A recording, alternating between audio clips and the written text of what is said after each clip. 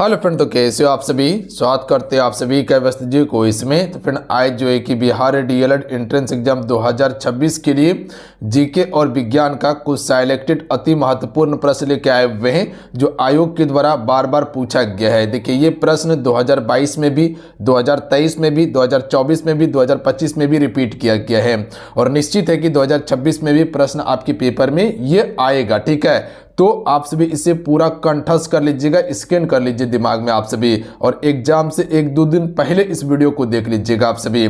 प्रश्न के साथ में कुछ एक्स्ट्रा चीजें भी बताएंगे ताकि उसको भी आप कवर कर लीजिए और आयोग अगर आसपास से भी प्रश्न पूछे ना तो आप आराम से हैंडल करके प्रश्न को बना लीजिएगा, आपको दिक्कत नहीं होगा। ठीक है, तो चलिए शुरू करते हैं। सभी एक बार वीडियो को लाइक करके शेयर जरूर कर दीजिएगा। देखिए आपसे क्लास तो कर लेते पर क्लास को लाइक करने के लिए भूल जाते हैं। लाइक जरूर कर दिया कीजिए, आपका एक लाइक मोटिवेट कराता है। तो आप सभी अपना प्यार इस वीडियो को जरूर दीजिएगा। देखते हैं कौन कौन अपना प्यार इस वीडियो को देते हैं। शेयर करके आप सभी जरूर जाइएगा। तो चलिए शुरू करते हैं।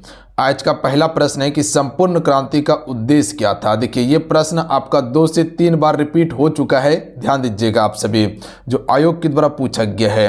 तो सबसे पहले ये बताना चाहिए कि संपूर्ण क्रांति का उद्देश्य जो था ये आपका क्या था, निर्वाचित सरकार को बदलना ही इसका मुख्य उद्देश्य था, यानी कि ऑप्शन नंबर बी वाला करेक्ट आंसर होगा। देखिए संपूर्ण क्रांति का नारा किसने दिया था, जयप्रकाश नारायण ने दिया था, जो जेपी आंदोलन से संबंधित था। याद रहेगा आप सभी को, option number B right answer होगा। कब हुआ था, 1974 में शुरू हुआ था। बात समझ गए आप सभी। चलिए अगला क्वेश्चन देख लीजिएगा आप सभी। क्वेश्चन नंबर 2 है कि एक स्वस्थ व्यक्ति का समान स्थिति में रक्तचाप कितना होना चाहिए। इससे पहले एक हिंदी का आपको हम क्लास प्रोवाइड किए थे, यही वाला। ठीक है, तो उसको भी जाके आप सभी देख लीजिएगा, लिंक डिस्क्रिप्शन में मिल जाएगा, अन्यथा चैनल पे है। तो एक स्वस्थ व्यक्ति का समान रक्तचाप कितना होना चाहिए, तो 120/80 mmg होना चाहिए। याद रखिएगा आप सभी, यानी कि ऑप्शन नंबर बी वाला करेक्ट आंसर होगा, ध्यान दीजिएगा आप सभी। चलिए अगला क्वेश्चन देख लीजिएगा कि पदार्थ के परमाणविक सिद्धांत सर्वप्रथम किसने प्रस्तावित किया था। चलिए क्वेश्चन 3 का राइट आंसर कीजिएगा आप सभी। तो इस क्वेश्चन का राइट आंसर क्या होगा, पदार्थ के परमाणविक सिद्धांत सर्वप्रथम किसने प्रस्तावित किया था। तो देखिए इसका राइट आंसर क्या हो जाएगा, बता सकते हैं कोई, जॉन डाल्टन ने। पता है आप सभी को, ऑप्शन में बी राइट आंसर होगा, याद रखिएगा आप सभी। अच्छा, पदार्थ के सूक्ष्म कणों से क्या बनता है, परमाणु बनता है। क्या बनता है, परमाणु बनता है, याद रखिएगा। चलिए अगला है, संपूर्ण क्रांति का उद्देश्य क्या था। ये आपका रिपीट हो गया ये क्वेश्चन, दोनों प्रश्न एक ही था, हटका दीजिएगा इसको। पहला संथाली जिसने अंग्रेजों पर हथियार उठाया था। बता सकते हैं कि पहला संथाली कौन था जिसने अंग्रेजों पर हथियार उठाया था। यह प्रश्न आपका आ चुका है पेपर में, इसको ध्यान दीजिएगा और निश्चित है कि यह प्रश्न पेपर 2026 में आने वाला है आपका। तो इसका राइट आंसर हो जाएगा तिलका मांझी। याद रखिएगा आप सभी। आपको पता है कि भागलपुर में तिलका मांझी विश्वविद्यालय भी है और तिलका मांझी नामक एक शहर यानी कि चौक भी है, पता है आप सभी को, इसी के नाम पर रखा गया था। यह विद्रोह कब शुरू किया था, 1784 में शुरू किया था। यह फैक्ट को याद रखिएगा। बिरसा मुंडा के बारे में आप सभी को पता है, उलगलान विद्रोह से संबंधित थे। बिरसा मुंडा को धरती आबा के नाम से जाना जाता है। अगला क्वेश्चन है कि भारत में नई आर्थिक नीति की घोषणा कब की गई थी। देखिए नई आर्थिक नीति यानी कि इस समय आपका एलपीजी मॉडल को अपनाया था, याद रखिएगा। और इस समय वित्त मंत्री था आपका डॉक्टर मनमोहन सिंह। यह आपका 1991 ईस्वी में अपनाया गया था, याद रखिएगा, यानी कि घोषणा किया गया था नई आर्थिक नीति का। बात समझे, प्राइवेटाइजेशन हो गया, उसके बाद ग्लोबलाइजेशन हो गया, लिबरलाइजेशन हो गया, ये सभी को अपनाया गया था। अगला है लोकतंत्र की उपलब्धियों में सबसे अधिक सहायक क्या है।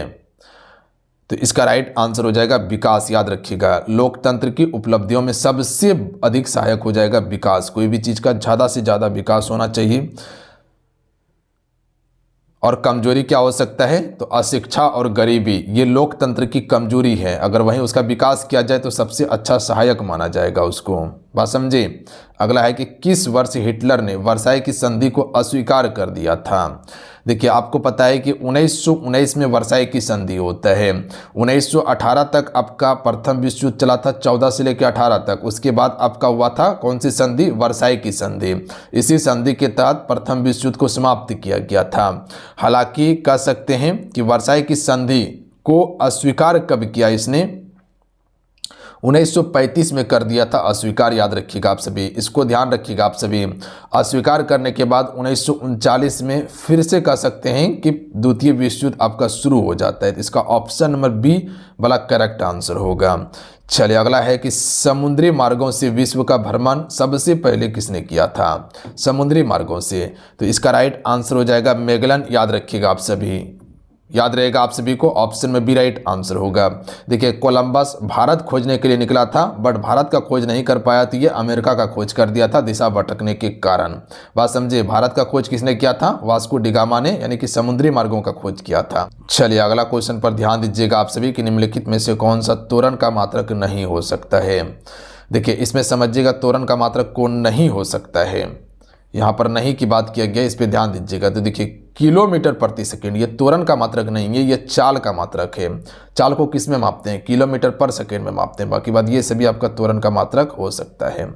अगला है प्रोटॉन का खोज किसने किया था। तो देखिए प्रोटॉन का ध्यान से सुनिएगा आप सभी। चैडविक ने किसका खोज किया था, न्यूट्रॉन का किया था। प्रोटॉन का खोज रदरफोर्ड ने किया है, ये याद रखिएगा आप सभी। किसने किया है, रदरफोर्ड ने किया है। चलिए अगला क्वेश्चन है कि दूरदृष्टि दोष वाली आंख साफ साफ देख सकती है क्यों। तो दूरदृष्टि दोष वाली आंख जो है वो साफ साफ देख सकती है, क्यों देख सकती है, क्योंकि दूरदृष्टि में क्या होता है, उसको दूर की वस्तु दिखाई देता है पर नज़दीक की वस्तु उसको धुंधला दिखाई देता है। तो इसीलिए दूरदृष्टि दोष में दूर की वस्तु को साफ साफ देखेगा बट निकट की वस्तु को साफ साफ नहीं देख पाएगा वो, पता है, क्योंकि इसमें दूरदृष्टि दोष में दूर की वस्तु उसको साफ दिखाई देगा जबकि निकट की वस्तु उसको साफ नहीं दिखाई देगा। अगर वही निकट दृष्टि दोष होगा तो उसमें निकट की वस्तु साफ दिखाई देगा, दूर की वस्तु साफ नहीं दिखाई देगा, धुंधला दिखाई देगा निकट में। बात समझे। अगला है निम्नलिखित वाक्य में से किसमें सर्वनाम का उदाहरण है, जो मेहनत करेगा वह सफल होगा। ये प्रश्न हम कल भी आपको एक बार करवाए हैं, हिंदी का प्रश्न आया है। तो इसमें आपको जो और सो जो बताए हम कि जो सो जहाँ रहेगा वो आपका संबंधवाचक का होगा। अगर किसी से प्रश्न पूछना है तो वहाँ प्रश्नवाचक होगा, जैसे क्या कर रहे हो, तो ये क्या है, प्रश्नवाचक का है उदाहरण। बात समझे। चलिए अगला है कि ट्राइटियम निम्नलिखित में से किसका समस्थानिक है। तो देखिए ट्राइटियम जो है ये आपका हाइड्रोजन का समस्थानिक हो जाएगा। किसका, हाइड्रोजन का। देखिए ट्राइटियम आपका एक प्रोटॉन और 2 न्यूट्रॉन से मिलकर बनता है, याद रखिएगा आप सभी। हाइड्रोजन का कितना समस्थानिक है, 3 समस्थानिक है। एक हो जाएगा आपका प्रोटियम, ड्यूटेरियम और ट्राइटियम। प्रोटेरियम, ड्यूटेरियम और ट्राइटियम होगा, याद रखिएगा आप सभी। अगला है किसी कार में अंगद्वीप में या अगद्वीप में जो आगे होता है, इसमें जो प्रयुक्त दर्पण होता है वो कौन सा दर्पण होता है। यानी कि कार की हेडलाइट की यहाँ पर बात किया गया है, जो कार का हेडलाइट होता है तो उसमें अवतल दर्पण का उपयोग किया जाता है, याद रखिएगा आप सभी। जबकि आपका जो साइड मिरर होता है ना ड्राइवर के पास पीछे देखने के लिए, उसमें उत्तल दर्पण होता है। उत्तल दर्पण क्या करता है, बड़ा चीज को छोटा करके दिखाता है। उत्तल दर्पण का कार्य क्या है, जो बड़ा चीज है उसको छोटा करके दिखाई देगा। वहीं अवतल दर्पण का कार्य क्या होता है, छोटा चीज को बड़ा करके दिखाता है। बात समझे, बिल्कुल। जैसे आपसे देखते होंगे टॉर्च हो गया, सर्च लाइट हो गया, ये सभी में अवतल दर्पण का ही प्रयोग किया जाता है। बात समझे। देखिए आपसे को बताना चाहते हैं बिहार डीएलएड प्रवेश परीक्षा 2026 के लिए एप्लीकेशन पर न्यू कोर्स लॉन्च कर दिया गया है। यहाँ पर आपको टॉपिक वाइज क्लासेस मिलेगा, जो थ्योरी क्लास चलता है। उसके बाद ऑल सब्जेक्ट का आपको ई बुक दिया जाएगा, इंपॉर्टेंट नोट्स मिलेगा, इंपॉर्टेंट पीडीएफ दिया जाएगा, प्लस में टेस्ट सीरीज भी आपको इसमें दिया जाएगा ताकि आप अपनी तैयारी को जांच सके कि किस लेवल का आपका तैयारी हुआ है। अगर इस बार 100% सफलता चाहिए, अगर सरकारी कॉलेज का सपना देखे हुए हैं तो आप सभी आज ही कोर्स को ज्वाइन कीजिए और तैयारी करना शुरू कर दीजिए। ज्वाइन कैसे करना है, एप्लीकेशन का लिंक डिस्क्रिप्शन में और कमेंट बॉक्स में पिन कर दिए हैं, अन्यथा इसी एप्लीकेशन को डाउनलोड कीजिएगा। सक्सेस योद्धा युवा शक्ति का ही एप्लीकेशन पे है, इसी एप्लीकेशन पे कोर्स आपको मिलेगा। तो जाइए आप सभी ज्वाइन कीजिए और तैयारी करना शुरू कर दीजिए आप सभी। अगला प्रश्न देख लीजिएगा, मतदाता सूची का परिशोधन कितने वर्ष में होता है? तो देखिए मतदाता सूची जो है हर एक 5 वर्ष में ही संशोधन होता है और उसके बाद जैसे कह सकते हैं कि लोकसभा का चुनाव होने वाला होता है तो उसी समय मतदाता सूची जो है कि संशोधन किया जाता है। तो option number C right answer होगा। और मतदाता सूची में संशोधन करने का कार्य किसका होता है? निर्वाचन आयोग का होता है। अच्छा, निर्वाचन आयोग का जो कह सकते हैं कि जो मुख्य अध्यक्ष होता है उसकी नियुक्ति कौन करता है? राष्ट्रपति करता है। जैसे कि सर्वोच्च न्यायालय का जो मुख्य न्यायाधीश देखते हैं उसका भी नियुक्ति राष्ट्रपति करता है। कैग जो देखते हैं आप सभी उसका भी नियुक्ति राष्ट्रपति करता है। जैसे कि संघ लोक सेवा आयोग का जो अध्यक्ष होता है उसका भी नियुक्ति राष्ट्रपति ही करता है। तो याद रखिएगा आप सभी। अगला प्रश्न है कि राष्ट्र संघ ने किस देश को आइलैंड रीफ समूह से सम्मानित किया है? तो राइट आंसर हो जाएगा फिनलैंड। ध्यान दीजिएगा आप सभी, option number C correct answer होगा।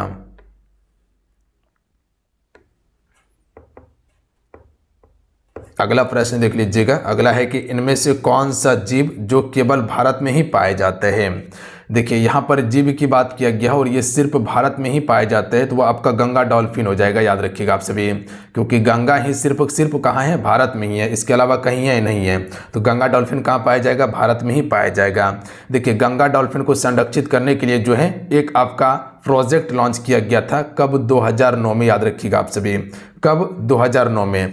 अच्छा देखिए यहाँ से क्या क्या प्रश्न आप सभी से पूछा जा सकता है। जैसे कि अभी आपको हम प्रोजेक्ट के बारे में बताएं, अगर पूछा जाए कि प्रोजेक्ट टाइगर कब आया था, क्या आपको बताएं हम कि अगर क्वेश्चन पूछा जाए कि प्रोजेक्ट टाइगर जो है ये कब लॉन्च किया गया था, तो याद रखिएगा 1973 ईस्वी में। कब आया था? 1973 में क्वेश्चन पूछा गया है। हो सकता है प्रश्न रिपीट हो जाए। यहीं से अगर पूछा जाए प्रोजेक्ट एलिफेंट के बारे में, प्रोजेक्ट अगर एलिफेंट के बारे में पूछा जाए कि ये कब आया था, तो याद रखिएगा 1992 में प्रोजेक्ट एलिफेंट आया था। याद रखिएगा आप सभी। अगर क्वेश्चन पूछा जाए कि हांगुल परियोजना जैसे प्रमुख परियोजना ही था, जैसे कि हाथी परियोजना हो गया या टाइगर परियोजना हो गया, उसी प्रकार से हांगुल परियोजना ये कब आया था? 1970 में आया था। अगर वही पूछा जाए गेंडा परियोजना जो है ये कब आया था, तो गेंडा परियोजना आपका 1987 में आया था। याद रखिएगा आप सभी। अगर गिद्ध संरक्षण परियोजना की बात किया जाए, क्योंकि आपको पता है कि गिद्ध धीरे धीरे भारत से क्या हो गया? लुप्त हो गया है, कहीं कहीं देखने के लिए मिलता है। तो इसको संरक्षित करने के लिए परियोजना कब लॉन्च किया गया था? 2006 में लॉन्च किया गया था। और हिम तेंदुआ परियोजना कब आया था? हिम तेंदुआ परियोजना की बात किया जाए तो ये आपका आया था 2009 ईस्वी में। याद रखिएगा आप सभी। और गंगा संरक्षण के लिए भी 2009 में परियोजना चलाया गया था। तो इतना फैक्ट को जरूर याद रखिएगा, हो सकता है प्रश्न पेपर में आ जाए। बिरसा मुंडा ने ईसाई मशीनरियों पर कब हमला किया था?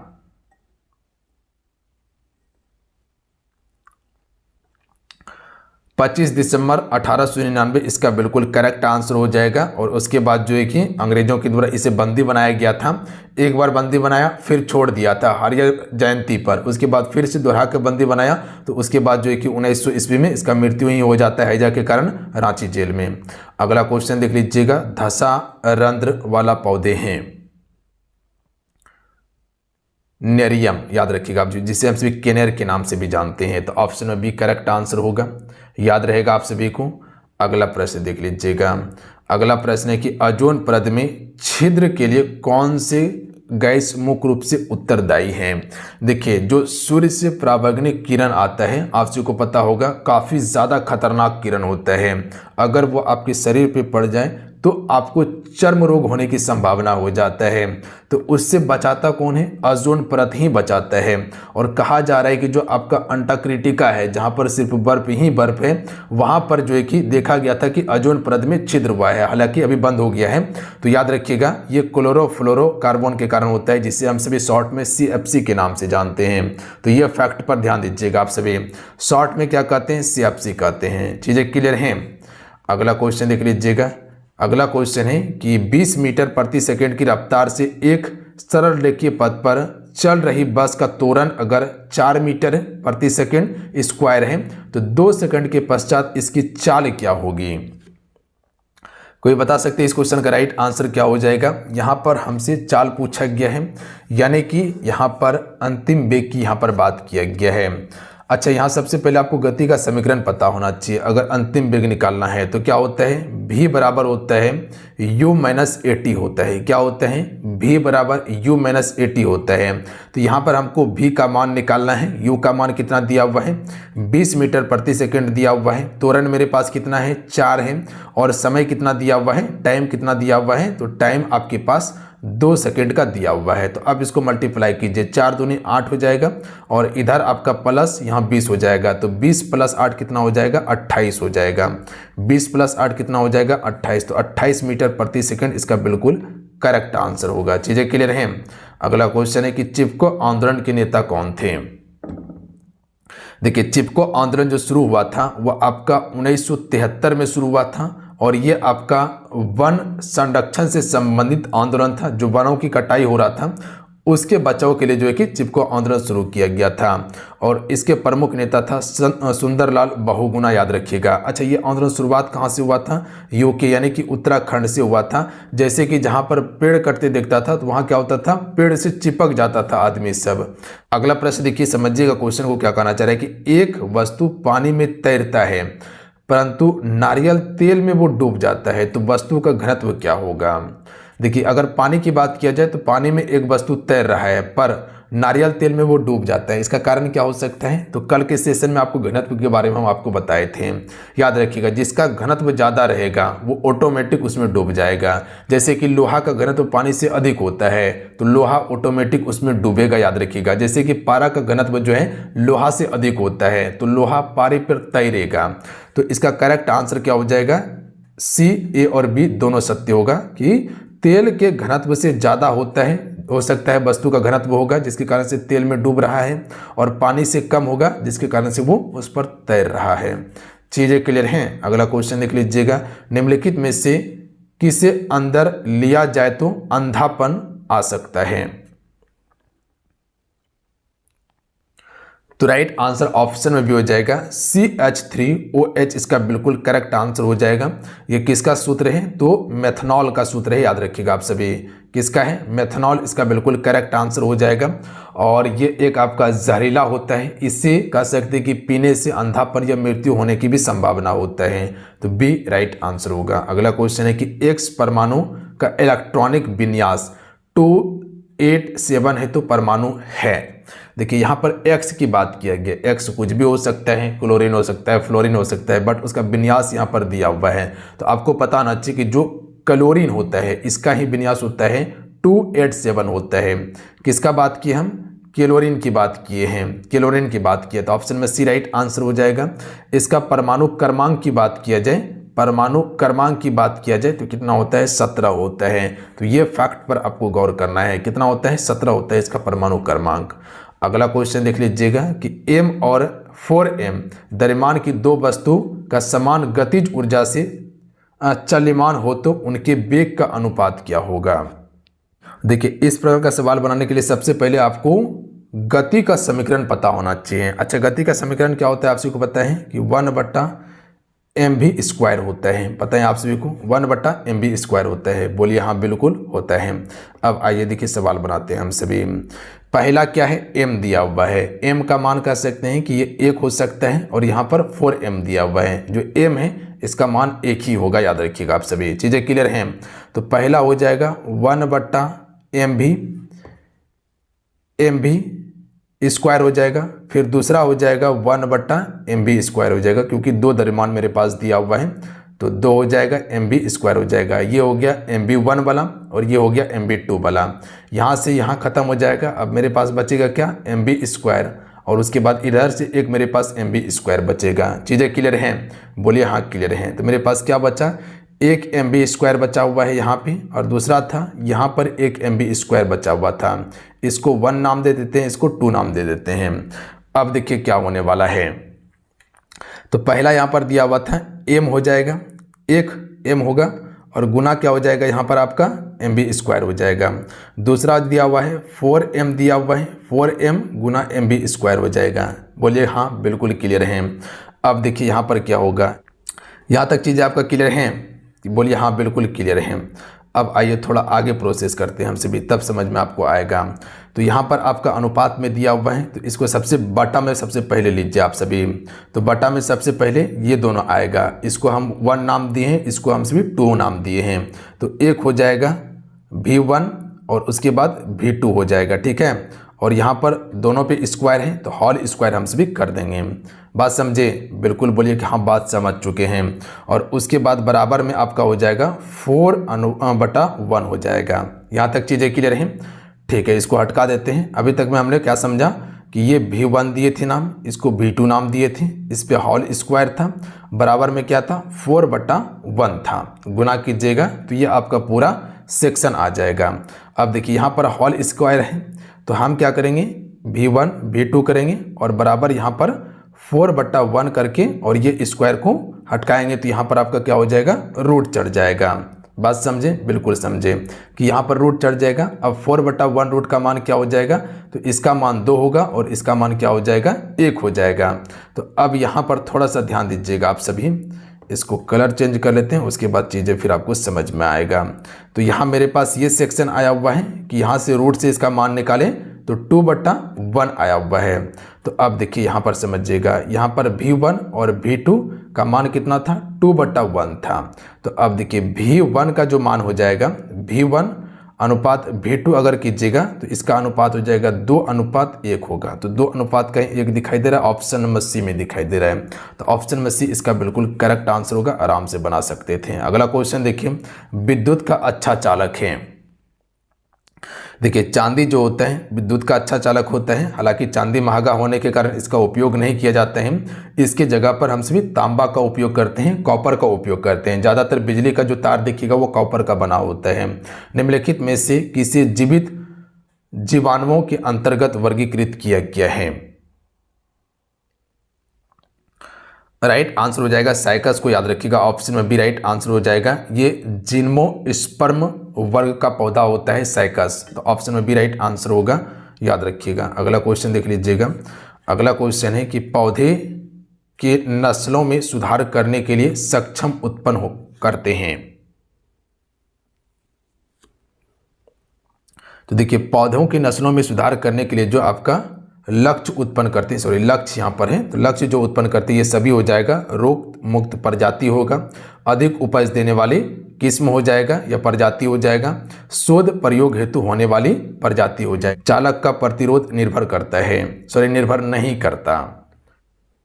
तो राइट आंसर ऑप्शन में हो जाएगा, चालक में प्रभावित विद्युत धारा पर निर्भर नहीं करता है चालक का प्रतिरोध, जबकि चालक की लंबाई पर करता है, चालक के अनुप्रस्थ काट के क्षेत्र पर करता है और चालक के तापमान पर करता है। तो ये सभी पे करता है, जबकि चालक में प्रभावित विद्युत धारा पर नहीं करता। तो ऑप्शन में डी राइट आंसर हो जाएगा। अगला प्रश्न देख लीजिएगा कि चंद्रमा की सतह पर कदम रखने वाला प्रथम व्यक्ति, मोस्ट इंपॉर्टेंट प्रश्न है। चंद्रमा की सतह पर कदम रखने वाला पहला व्यक्ति कौन था? नील आर्मस्ट्रॉन्ग था, याद रखिएगा आप सभी। कौन था? Neil Armstrong. अच्छा, कब ये चंद्रमा पर कदम रखा था? 1969 में रखा था। अच्छा, उसका नाम क्या था जिसके तहत कह सकते कि जिस अंतरिक्ष यान के तहत वो चंद्रमा पर पहुंचा था? अपोलो 11 नाम था, याद रखिएगा आप सभी। क्या नाम था?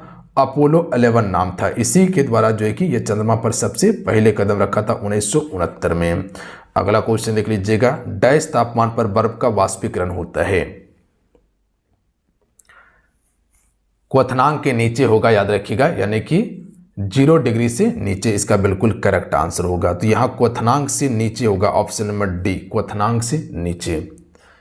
अगला क्वेश्चन देख लीजिएगा। क्वेश्चन है कि क्लोरोप्लास्ट थाइलाकोइड्स किस रूप में होते हैं? स्टेकेड डिस्क इसका बिल्कुल करेक्ट आंसर होगा, याद रखिएगा आप सभी।